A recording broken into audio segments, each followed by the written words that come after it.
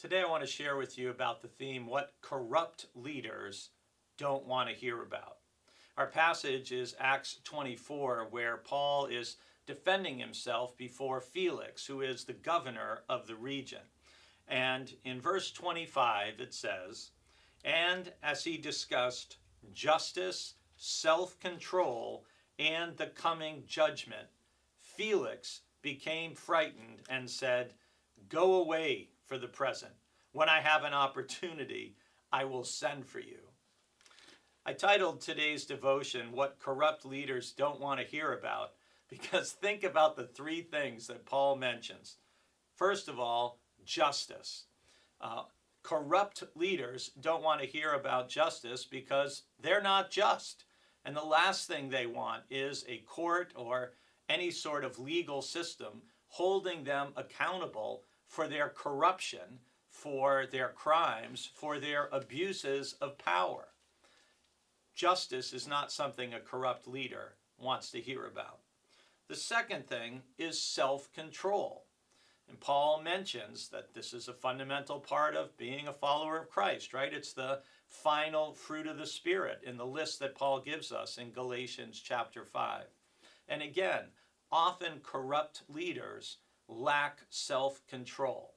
They lack the ability to control their temper, their anger. They lack the ability to control their speech and speak inappropriately, frequently. They lack the ability to control their behavior and often have difficulty regulating their behavior in ways that are healthy and vital and appropriate. So corrupt leaders, they don't want to hear about justice. They don't want to hear about self-control because they often lack it.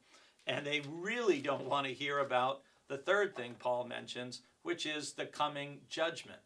Because no corrupt, powerful person wants to believe that they're going to be held accountable in any way by society, by human courts, or much less by an almighty, holy, and just God.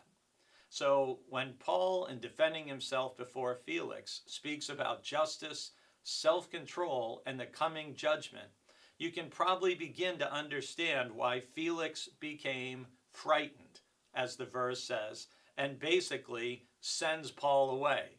He says, "Go away for the present. When I have an opportunity, I'll send for you." Ha! Like he wants to hear from Paul again. Corrupt leaders do not want to be held accountable for their actions. And Felix is just one in a long line of leaders throughout the centuries who doesn't want to hear about justice, self-control, and the coming judgment. But for all of us, these are three things we should keep in mind.